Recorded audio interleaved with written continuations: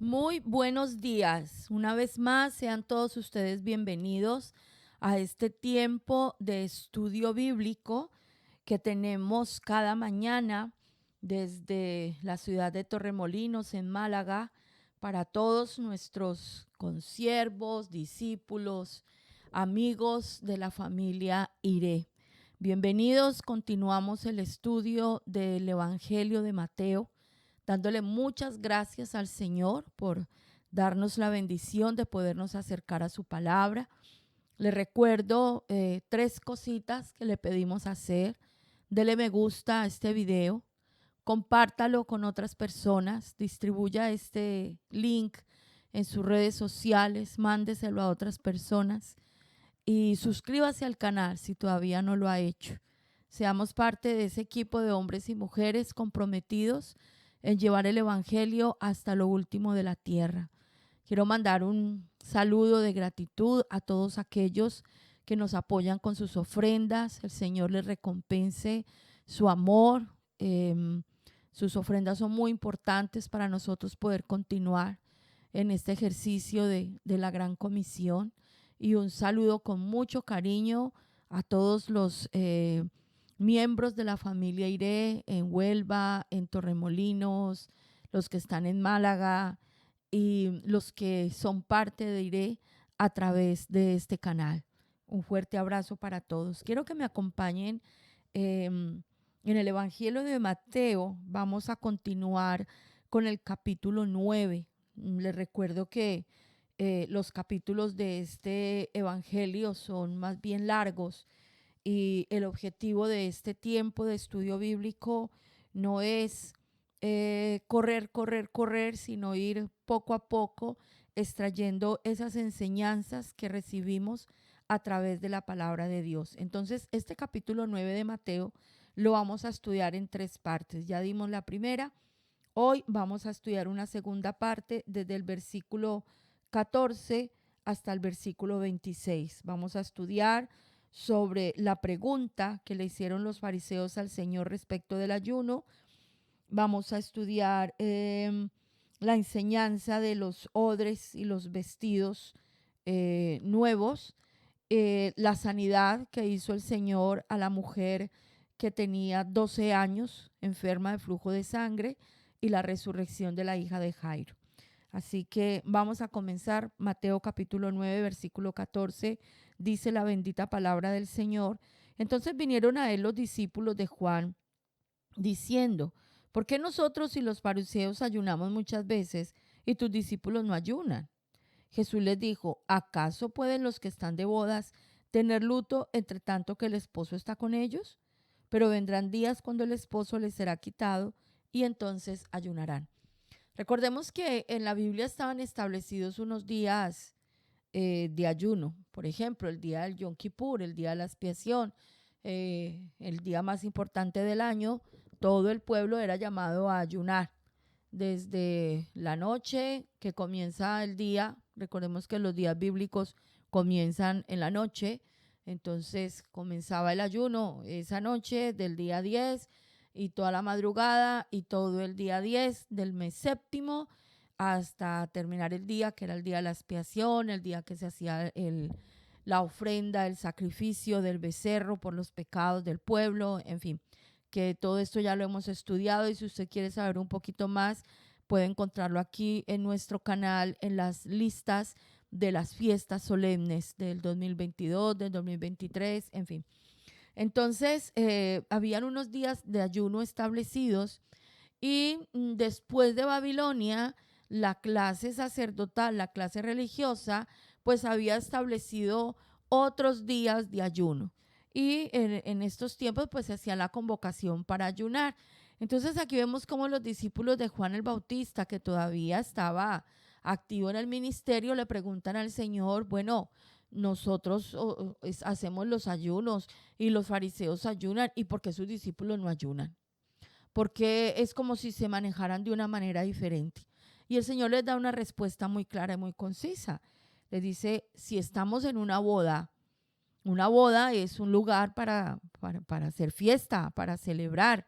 Hay un casamiento, es el nacimiento de una nueva familia. y en una boda se come, en una fiesta se come y se alegra.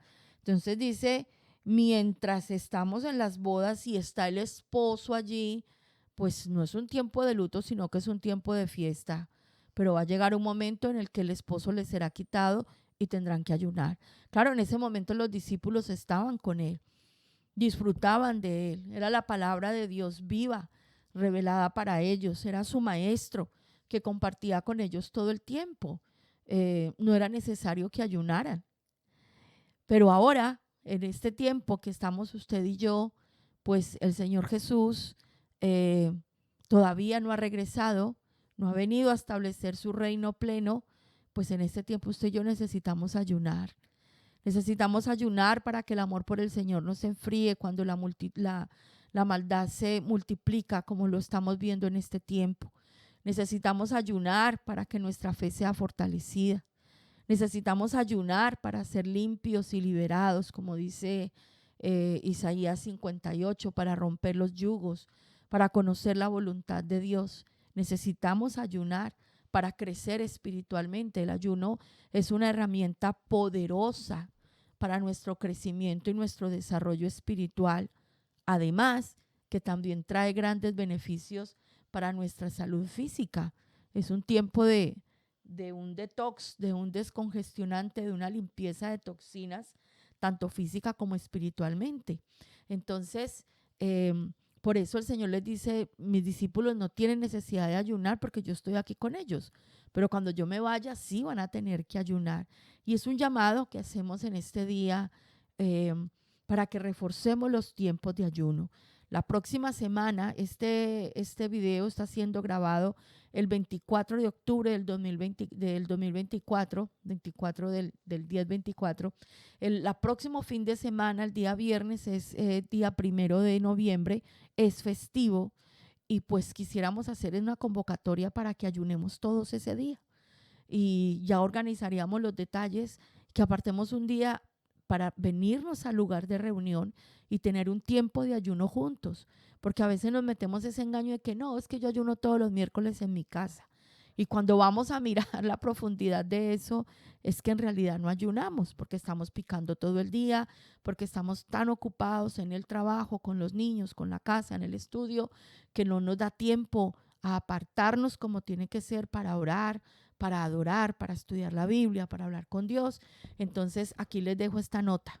Próximo viernes 1 de noviembre, convocatoria de ayuno en el lugar de reunión para nuestra familia Iré y los que se quieran unir a este tiempo. Continuamos entonces en el versículo 16.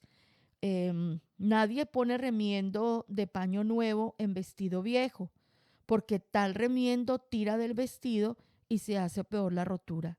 Ni echan vino nuevo en odres viejos. De otra manera, 2 odres se rompen y el vino se derrama, y los odres se pierden, pero echan el vino. Cuando nosotros encontramos esta palabra nuevo, nos hace referencia al reino, al evangelio como tal, porque el evangelio son buenas noticias, ¿cierto? Y es un mensaje nuevo que vino de parte de Dios para la humanidad. Porque un mensaje nuevo, porque aunque había sido anunciado a través de todo el Antiguo Testamento, a través de las Escrituras, a través de los profetas, era el momento de que se manifestara, era el momento de que se hiciera palpable.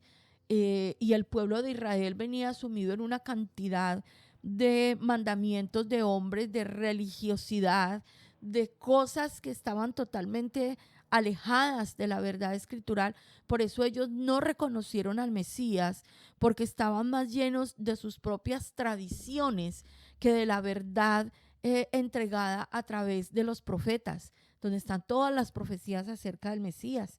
Entonces, aquí el mismo Señor Jesucristo, hablando con los discípulos de Juan, les dice, mire, nadie pone un remiendo de un paño nuevo en un vestido viejo, porque de esta manera ese remiendo, ese paño nuevo, es una fibra fuerte, es una fibra nueva.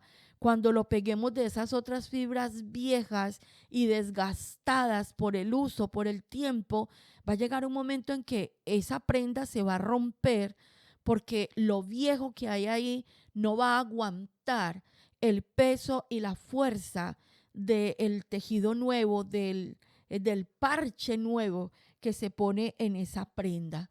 Esto aquí nos está hablando de la necesidad de pasar ese renuevo en nuestro ser para ajustarnos al Evangelio con la raíz que es el Evangelio y que trae el Evangelio para nosotros basado en el Antiguo Testamento.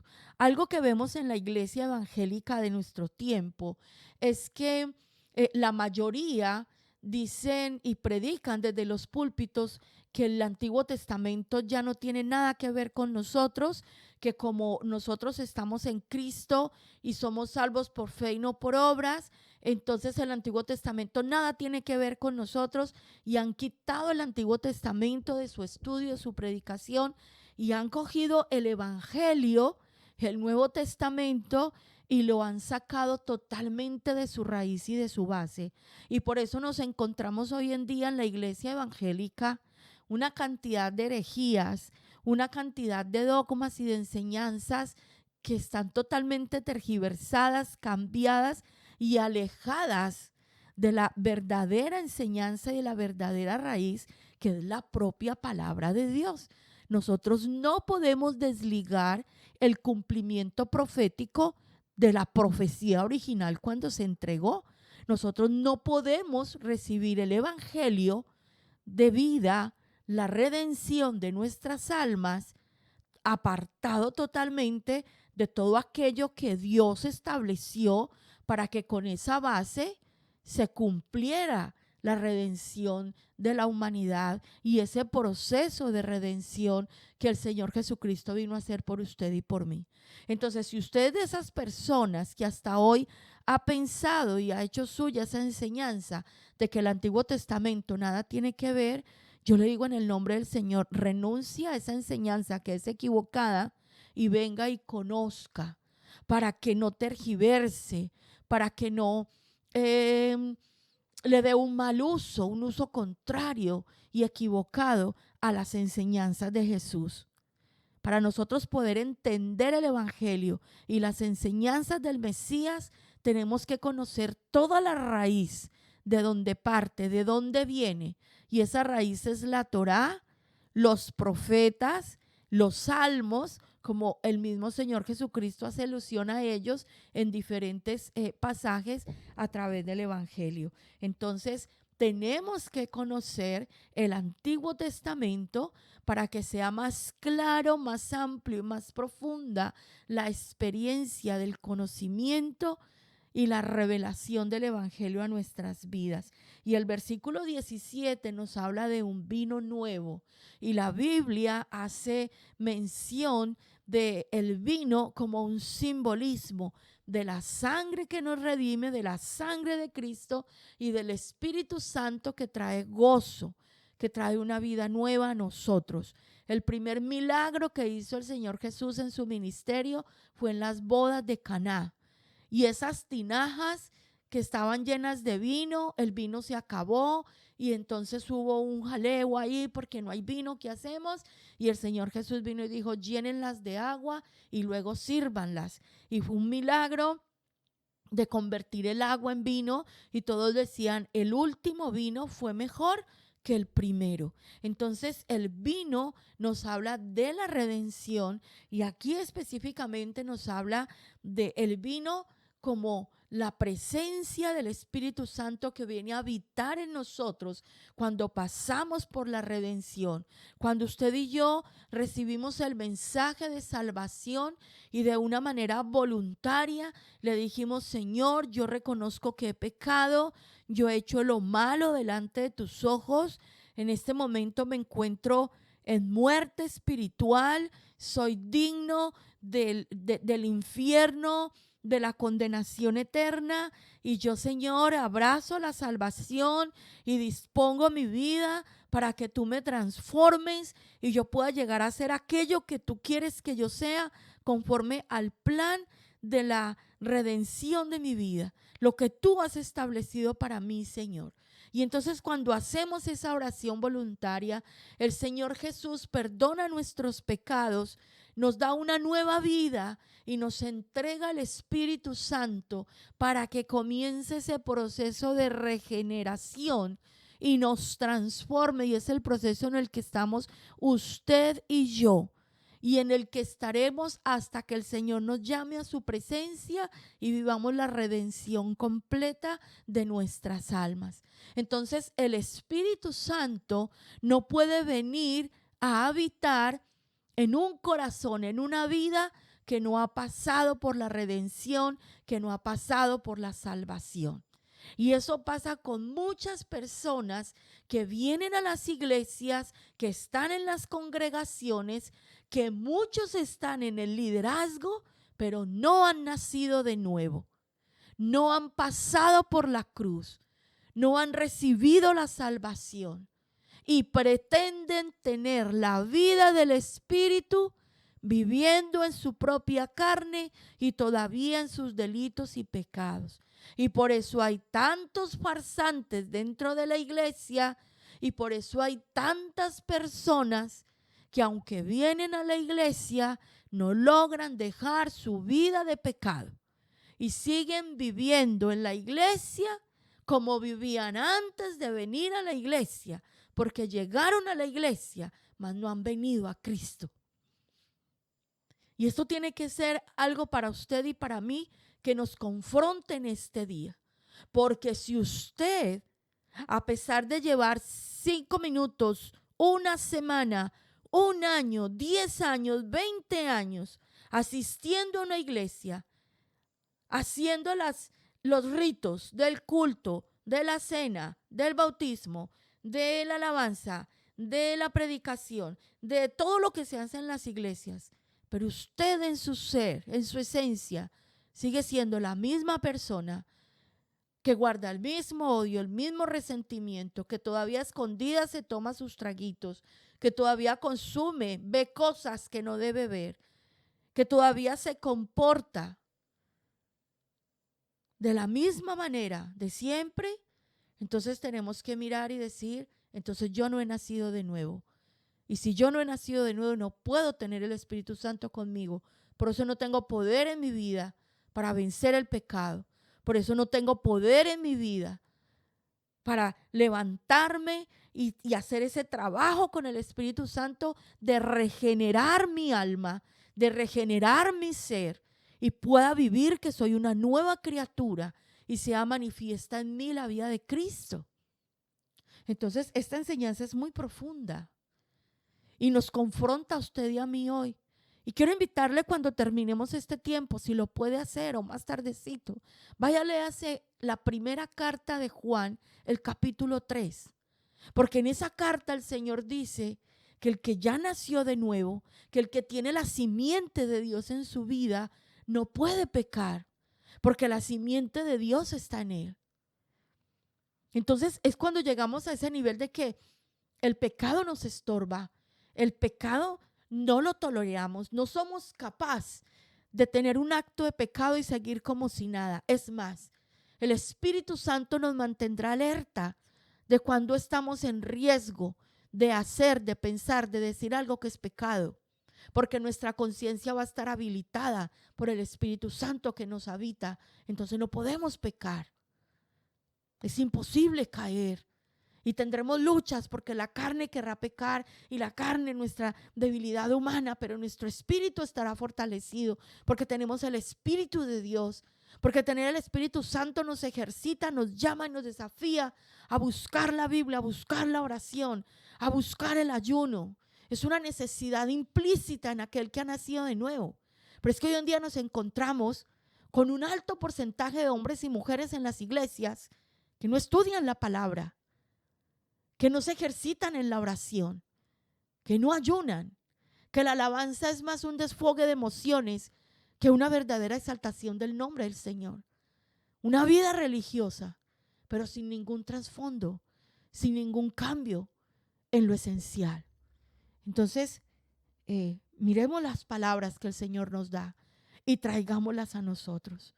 No podemos pretender, siendo odres viejos, resecos y muertos, venir a recibir el espíritu de vida el Espíritu de Dios, primero tenemos que pasar por la salvación. Y esa salvación nos la da el Señor Jesucristo cuando usted y yo reconocemos nuestro pecado, reconocemos nuestra naturaleza caída y pecaminosa y que necesitamos venir a Él y entregarle nuestra vida y comenzar a caminar en su verdad. El Señor Jesús dio esta enseñanza y estaba hablando con ellos, dice el versículo 18, mientras Él les decía estas cosas, vino un hombre principal y se postró ante Él diciendo: mi hija acaba de morir, mas ven y pon tu mano sobre ella y vivirá. Y se levantó Jesús y le siguió con sus discípulos. El hombre que vino a buscar al Señor no era cualquier persona. Nos dice la Biblia que era un hombre, era un principal. Y era un principal de la sinagoga. Era un hombre conocedor de los profetas, de la Torá. Era parte de la clase religiosa, y la clase religiosa en ese momento era la clase que gobernaba en cierta manera, congraciados con el Imperio Romano. Ahí había mucha corrupción, tanto de la fe como en la parte política. Y este hombre, para venir a buscar al Señor de esta manera, lo que nos está mostrando es que en su corazón él ya había reconocido que Jesús era el Mesías, que Jesús era el Mesías, el Salvador, el que estaban esperando, el que había sido prometido, porque viene y hace algo maravilloso, se postró delante del Señor. Para que un judío y más un religioso se postre delante de alguien, es porque en su corazón está seguro y convencido de que es el Mesías. Porque si no, sería un acto de idolatría, y la idolatría trae muerte. Y eso este hombre lo tenía bien claro. Convencido de que Jesús era el Mesías, le dice: mi hija acaba de morir, pero yo sé que si tú vienes y la tocas, ella va a volver a vivir.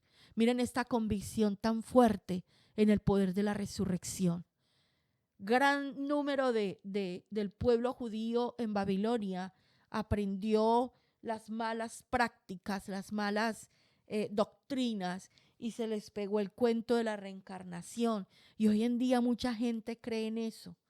Pero miren, una de las pruebas de que Jesús era el Mesías, algo que ponía a prueba el que una persona, un varón se levantara y dijera que era el Mesías, era que al morir tenía que resucitar. Y muchos se levantaron diciendo que era el Mesías, pero cuando murieron ahí quedaron. Este hombre tenía la convicción plena en su corazón que el Señor Jesús podía devolverle la vida a su hija. Y al Señor le conmovió ese acto de fe y se levantó y se fue con él para hacer ese milagro en la vida de su hija. Ahora imagínense, delante de la gente que estaba ahí, todo el mundo ver a este hombre de la sinagoga con esa actitud. Eso tuvo que tocar el corazón de muchos. Eso tuvo que ser un testimonio para que muchos de los que estaban ahí también creyeran que Jesús era el Mesías. Y el Señor se levanta y se va con él a hacer el milagro, pero en el camino pasa algo especial. Mucha gente seguía al Señor. Y dice en el versículo 20, he aquí una mujer enferma de flujo de sangre desde hacía 12 años, se le acercó por detrás y tocó el borde de su manto, porque decía dentro de sí: si tocare solamente su manto, seré salva. Esta mujer llevaba 12 años con un flujo de sangre. Ese flujo la hacía permanecer impura por las leyes establecidas en la Torá de la purificación. ¿Por qué impura? Y esto muchas personas dicen que es que la Biblia es machista y que rechaza a la mujer porque la llama impura porque tienen el periodo menstrual. Les voy a explicar qué es lo que pasa. Cuando nosotras estamos en nuestro ciclo y nuestro cuerpo comienza a prepararse, lo que es el proceso de la ovulación, madura el óvulo en el ovario, pero en la matriz, el endometrio, que es el tejido que recubre la matriz en su interior, comienza a prepararse para recibir la nueva vida. Por si en esos días tenemos relaciones sexuales con nuestro esposo y en la trompa de falopio hay concepción. Se une un espermatozoide con un óvulo y se genera un nuevo ser. Cuando ese nuevo ser llega a la matriz, tiene que encontrar un ambiente propicio para crecer y desarrollarse. Entonces ese endometrio, por eso nos da tan duro el periodo y se nos alteran las hormonas y nos duele y nos inflamamos, porque la matriz en su interior se está llenando de tejido sanguíneo, lleno de nutrientes, lleno de todo lo que necesita el nuevo ser para crecer. Si no hay concepción, si no hay esa unión de esas dos células y lo que llega es un óvulo solito, pues entonces se entiende que no hay embarazo y todo lo que se había preparado se tiene que desechar. Y eso es un desecho, eso es materia viva. La Biblia dice que en la sangre está la vida, o sea que lo que se está expulsando es muerte, eso tiene que morir para ser expulsado. Por eso la Biblia dice que cuando la mujer está en esos días, que se aparte, porque es una especie de impureza, que se aparte, que pase ese tiempo, que descanse por la inflamación, por el sangrado, por todo lo que eso implica para nosotras, y que al terminar ese proceso vaya a la migbe, eso es lo que dice la Biblia, vaya y se lava en un lugar donde corran las aguas, purifíquese, límpiese para volverse a encontrar con su esposo. Es aún por el mismo cuidado de la mujer. Pero pensemos que esta mujer llevaba 12 años en un proceso totalmente alterado en su funcionamiento interno. Todo el tiempo estaba expulsando materia muerta, estaba impura. Pensemos en todo lo que esto representaba para ella en su parte espiritual, en su parte emocional, tener que estar aislada todo ese tiempo, pero también era una enfermedad física. Y una persona que tiene un sangrado permanente sufre de anemia. Y la anemia da cansancio. La anemia produce dolores. Son alteraciones de la sangre y son alteraciones de todo el sistema. Pero también estos 12 años nos deja ver cuando en la Biblia se habla del número 12, está hablando del pueblo mismo de Israel, de las 12 tribus de Israel, y nos da a entender la decadencia en la que estaba el pueblo en ese tiempo. Recordemos que las 10 tribus ya habían sido sacadas de Israel muchos siglos atrás, que fue esa primera, ¿cómo se dice? Sí, la deportación cuando vino el imperio asirio e invadió la tierra de Israel, y esas 10 tribus del reino del norte fueron esparcidas, y eso es lo que se conoce como las tribus perdidas de la casa de Israel. Y ellos trajeron gente extraña de otras tierras, de otras costumbres, de otras etnias a vivir a la tierra de Israel. Y entonces solamente quedaban del pueblo de Dios 2 tribus, la tribu de Judá, la tribu de Benjamín, que eran los del reino del sur, su capital era Jerusalén, y ellos fueron llevados cautivos a Babilonia en los tiempos del profeta Jeremías, del profeta Ezequiel, cuando estaba allí el profeta Daniel. Todo esto que nosotros ya hemos estudiado.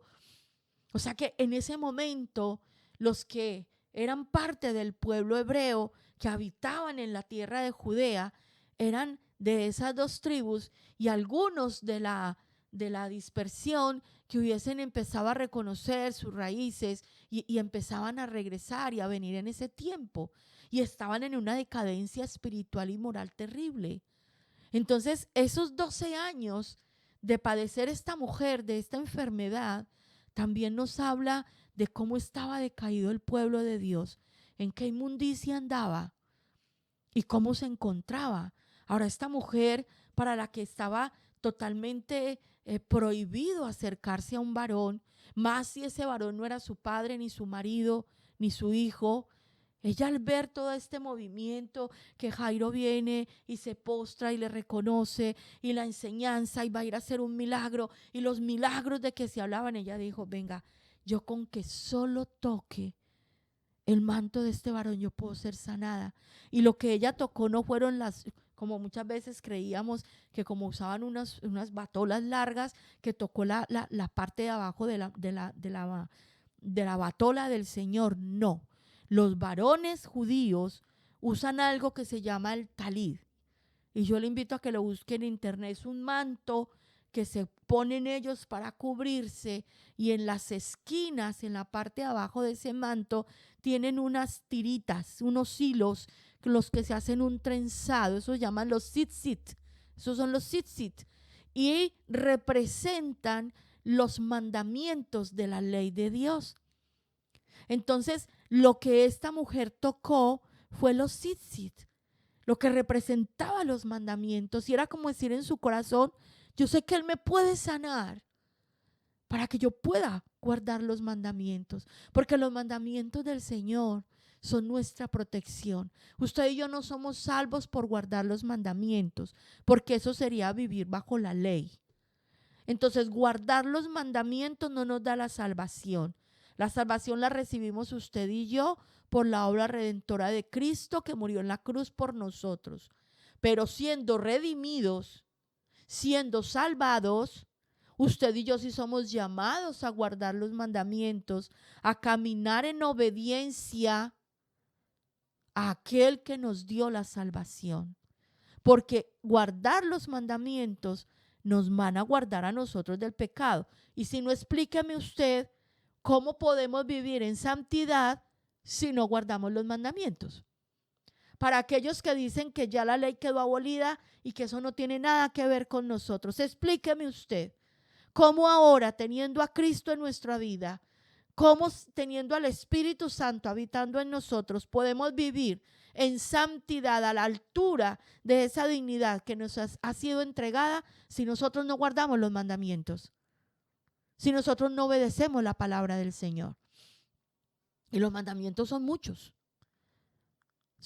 y los vamos conociendo entre más estudiamos la palabra. El Señor Jesús dice, sí, vamos a resumirlos: van a amar a Dios sobre todas las cosas, con toda su alma, con su corazón, con todas sus fuerzas, y van a amar al prójimo. Ahí se resume la ley. Y muchas veces los cristianos de hoy en día dicen: sí, ahí se resume la ley. Venga, vamos a profundizar en esto. ¿Qué significa amar a Dios con todo nuestro corazón, con toda nuestra alma y con todas nuestras fuerzas? ¿Qué significa eso? ¿Cómo se ama a Dios de esa manera? Claro, no vamos a tener otro Dios que no sea Él, no vamos a hacer imágenes, no nos vamos a arrodillar delante de ellas, no vamos a tomar su santo nombre en vano, no vamos a profanar el día que Él escogió para que sea nuestro reposo y nuestro descanso. No vamos a pasar por alto esos tiempos especiales, las fiestas solemnes que Él estableció para que nosotros nos gocemos con Él y nosotros conozcamos a través de esas fiestas al Mesías. Todos los mandamientos que tienen que ver con el Señor. ¿Cómo vamos a amar a nuestro prójimo? ¿Cómo vamos a agradar a Dios amando al prójimo? ¿Cuáles son los mandamientos que nos llaman a nosotros a amar al prójimo? Pues claro, que yo no le voy a robar, que yo no le voy a matar, que yo no le voy a quitar su mujer, no le voy a quitar su marido, que yo no voy a abusar de las personas, no les voy a engañar en lo que les vendo, no les voy a engañar en lo que les pago, no voy a hablar mal de la gente, no voy a inventar mentiras de las personas, no voy a codiciar en mi corazón lo que tienen, no les voy a envidiar generando sentimientos pecaminosos que les hagan daño, no les voy a pegar, no los voy a traicionar. Ahí están los mandamientos. Tenemos que conocerlos. Esta mujer entendió eso y vino y lo tocó. Y es algo impresionante lo que dice aquí la Biblia. Dice en el versículo 22, pero Jesús, volviéndose y mirándola, dijo: ten ánimo, hija, tu fe te ha salvado. Y la mujer fue salva desde aquella hora. Ella recibió la salvación. Y no recibió la salvación, vuelvo y le digo, por haber tocado el manto, el tzitzit. Recibió la salvación por haber tenido fe en aquel que podía salvarla. Y el tocar el tzitzit era su decisión de que al ser sanada guardaría los mandamientos y viviría para el Señor. Y una oración que usted y yo como hijos de Dios debemos hacer todos los días es que el pueblo de Israel, tanto las tribus perdidas como los que están regresando y los que están en Israel, vuelvan su corazón al Señor. Reconozcan a Jesucristo como el Mesías y ellos también puedan recibir la salvación que usted y yo tenemos. Mucho tiempo atrás nos enseñaron que ellos solo por ser judíos ya eran salvos, y eso no es así. Que hay que estudiar un poquito a profundidad la Escritura. Tenemos que orar por la salvación del pueblo hebreo, del pueblo judío, de los hijos de Israel. Esa mujer quedó sanada y dice el versículo 23, al entrar Jesús en la casa del principal, viendo a los que tocaban flautas y a la gente que hacía alboroto, les dijo: apartaos, porque la niña no está muerta, sino duerme. y se burlaban de él. Pero cuando la gente había sido echada afuera, entró y tomó de la mano a la niña y ella se levantó. Y se difundió la fama de esto por toda aquella tierra, porque había gente con flautas y haciendo alboroto, porque era la costumbre. Incluso habían personas que venían a llorar, aunque no fueran, ni siquiera los conocían, pero era la costumbre. Como solidaricémonos con esta familia que acaba de perder un ser querido. Y esos funerales duraban días, y el luto en la costumbre hebrea es muy largo, dura mucho tiempo. Y estaba toda esta gente ahí en ese alboroto, y el Señor Jesús viene y les dice: venga, todo el mundo fuera, fuera aquí, que la muchachita no se ha muerto, la niña está dormida. Cuando usted y yo nos acostamos a dormir por la noche, tenemos la esperanza de que en la mañana nos vamos a levantar. ¿Sí o no? ¿Quién se acuesta pensando que, ay, qué miedo, si me duermo me muero? Bueno, hay gente que le pasa, y hay gente que no duerme porque le da miedo entrar en un sueño profundo y morirse. Pero nosotros normalmente tenemos la esperanza que cuando estamos dormidos nos vamos a levantar. De esa forma es como la Biblia nos enseña a ver la muerte para aquellos que hemos sido redimidos por el Señor. Que nuestro cuerpo físico se muera es solamente un momento de un sueño esperando la resurrección. No es una muerte definitiva. Y es una esperanza para usted y para mí, de saber que estamos en Cristo y que cuando este cuerpecito ya no dé más, no se acabó todo para nosotros, sino que esperaremos el día de la resurrección, porque está prometido en la Biblia, porque si se han cumplido todas las cosas que hemos estudiado que se han cumplido, ¿por qué no habría de cumplirse la resurrección? Es nuestra esperanza. El Señor Jesús entró y tocó a esta niña y ella volvió a la vida, porque Él es la resurrección y la vida, porque Él es el único que tiene el poder y la autoridad para sacar a una persona de las garras de la muerte y pasarlo a la vida. Él es el único que lo puede hacer. En Él está la vida, Él es la vida y tiene poder sobre la muerte. Imagínense que en ese momento el Señor Jesucristo todavía no había muerto y no había resucitado y tenía poder sobre la muerte. ¿Se imaginan ahora cuando Él venció la muerte físicamente hablando y fue levantado Hijo de Dios con poder por el Espíritu Santo? ¿Sabe el milagro más grande que se ha operado en usted y en mí? Es que nuestras almas hayan sido rescatadas de la muerte y hayamos sido pasados al reino de la vida, al reino de Jesucristo que nos ha dado vida. Pero ojo con esto que les voy a decir. Hay muchas personas que están muriendo físicamente con enfermedades a causa del pecado, con enfermedades puestas por demonios, y se están muriendo porque a la iglesia de hoy se le olvidó que a nosotros nos ha sido delegado de parte del Señor hacer esa obra de resurrección. Usted y yo, consagrados al Señor, llenos del Espíritu Santo, guiados por el Espíritu de vida, podemos ser instrumento en sus manos para traer vida a los que están muertos en sus delitos y pecados y sus almas sean rescatados de la muerte espiritual, pero que muchos también sean librados de la muerte física, porque todavía no es su tiempo. Y el Señor espera que sus siervos se levanten para Él usarlos y hacer esa obra. Acabamos de vivir un milagro grande en mi familia. Mi hermana enfermó y prácticamente estuvo más allá que aquí. Y yo hoy, a través de este medio, bendigo al Señor y le doy gracias, porque hemos pasado unos días muy fuertes de oración, de ministración. El Señor me dio la bendición de viajar a mi país y estar allí con mi hermana. Y el Señor obró un milagro de liberación y de sanidad tremendamente glorioso. Mi hermana hoy está en casa. Y si escucha este mensaje, yo le mando un abrazo con todo mi amor. Y levantamos hoy alabanzas al único que hizo posible que ella fuera librada de las garras de la muerte y que hoy tenga vida para servir al Señor. Ya les haremos llegar el testimonio. Ella misma lo va a contar. Vamos a esperar que se recupere, que cobre sus fuerzas Y en el momento que el Señor le dé la instrucción, créanme que les vamos a compartir ese testimonio. Amados, el Señor es real. La palabra es real. La vida con Cristo es real. Vengamos a Él. Venga al Señor. Entréguele su vida al Señor. Permita que siendo un odre nuevo el Espíritu Santo le llene, le dé vida, le sane, le restaure y le haga un instrumento en sus manos. Vamos a hacer odres nuevos y vamos a hacer lo que Dios nos ha llamado para crecer con Él. Recuerden, 1 de noviembre, día de ayuno, pero no en su casa, en la iglesia.